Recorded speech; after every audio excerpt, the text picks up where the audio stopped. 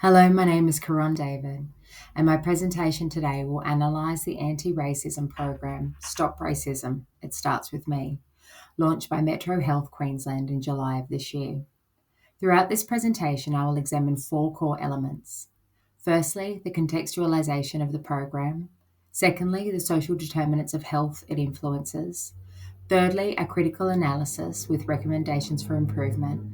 And finally, the impact on First Nations communities and individual health. But first, I'd like to acknowledge country. I live on beautiful Darkinjung country on New South Wales Central Coast. I'm a proud Ngunnawal Wiradjuri woman, and I pay my respects to all of our traditional custodians of our lands, and I honour the strength and resilience of our people. Stop Racism, It Starts With Me was launched in July 2025 ahead of NAIDOC Week as part of Metro North Health's Health Equity Strategy 2025 to 2028. It was co-designed with First Nations staff, patients and community members, embedding principles of self-determination and cultural authority.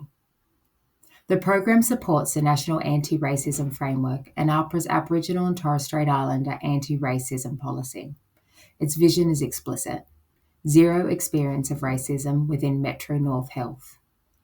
This initiative is central to the service's broader aim of achieving life expectancy parity by 2031 and increasing Aboriginal workforce representation from 1.94% to 5% by 2031, as stated in the Health Equity Strategy 2025 to 2028. In short, the program operationalises national and international commitments into tangible health service action. Racism is recognised globally as a foundational social determinant of health. The Australian Institute of Health and Welfare found that First Nations people who experience racism report twice the rate of psychological distress and are far more likely to avoid healthcare. Demand Patel call racism a cause of causes because it shapes every other determinant from income and education to access and well-being. Addressing racism is therefore not simply ethical. It is a clinical and systemic necessity for equity and safety. The program directly affects several interconnected social determinants of health, the first one being access to culturally safe care. When patients feel respected and understood, they engage earlier and complete treatment. The second one being workforce participation and safety. First Nations staff currently make up 1.94% of Metro North workforce, with a target of 5% by 2031. A culturally safe environment fosters retention and representation. Mental health and social and emotional well-being is the third point. Less exposure to racism reduces toxic stress and trauma, improving overall well-being. The strengths of this program are many. The initiative was co-designed with First Nations community members, ensuring cultural authority and genuine partnerships in its development. It integrates policy, reform, workforce education, and a formal incident reporting system, moving beyond awareness and into accountability. Over 30 staff ambassadors publicly pledged to champion the campaign, signalling strong organisational buy-in and visible leadership support. Importantly, though, Stop Racism, It Starts With Me is still in its early implementation phase, having only recently been launched in July 2025. As an emerging initiative, though, measurable outcome data such as incident reports, resolution rates, or cultural safety metrics are not yet available. So this means its overall effectiveness cannot yet be fully assessed. But despite this, early indicators are promising, with strong leadership visibility, active workforce engagement, and clear organisational endorsement.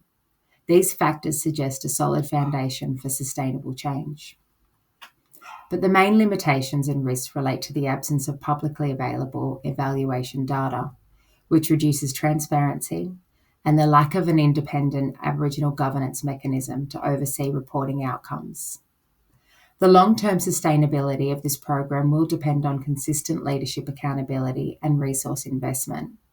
Without these, the program risks becoming symbolic rather than transformative. Burke et al. Emphasised that institutional anti-racism program achieve lasting success only when leadership, evaluation, and First Nations governance are embedded within the organisation's culture. Therefore, while the design of this program is strong, its effectiveness must be demonstrated through robust data collection and Aboriginal-led oversight as the program matures. On the basis of my critical analysis, I propose 5 recommendations to strengthen and expand the program.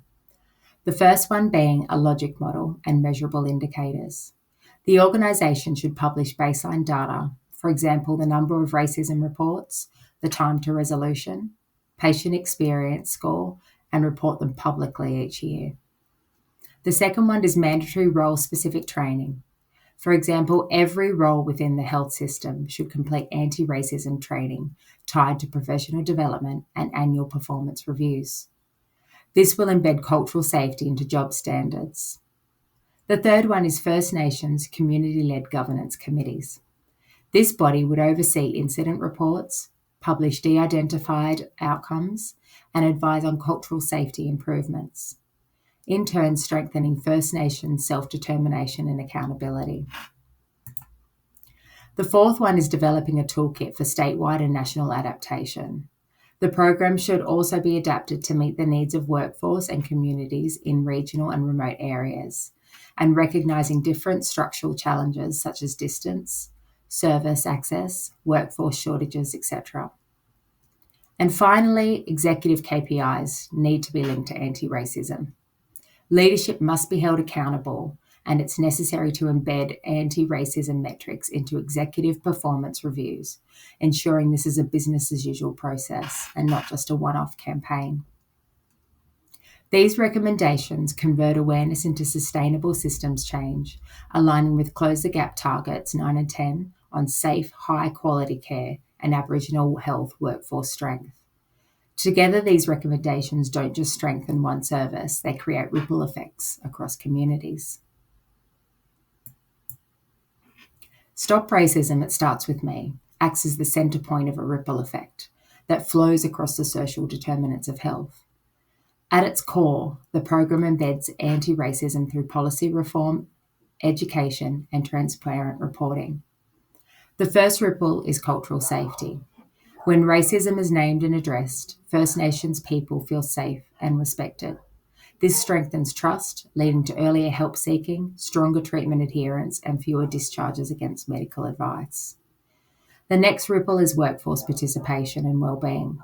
As cultural safety improves, First Nations staff experience greater belonging and satisfaction, which boosts retention and mentoring. A stable, representative workforce enhances continuity of care. Reduced racism also supports mental health and social and emotional well-being for patients, staff, and families, easing stress and intergenerational trauma. These effects extend to education and economic stability. Healthy, confident adults sustain employment, and children thrive in learning environments.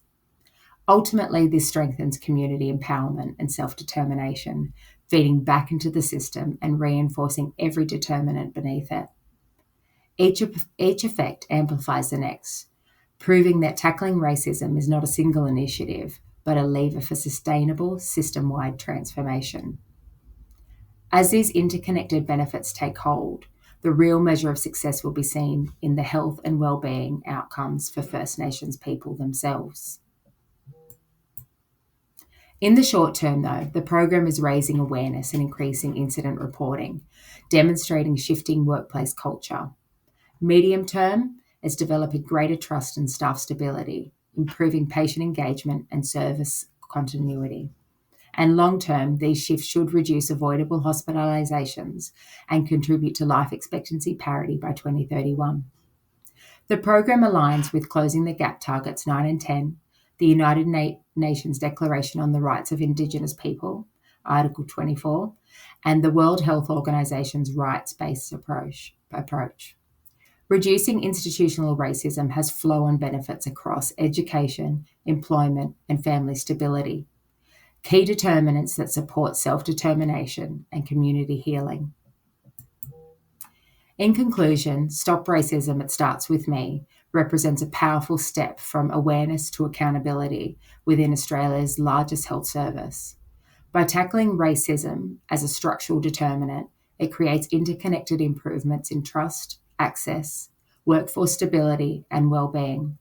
Strengthened evaluation and Aboriginal governance will be essential to sustain impact and inform national scale-up.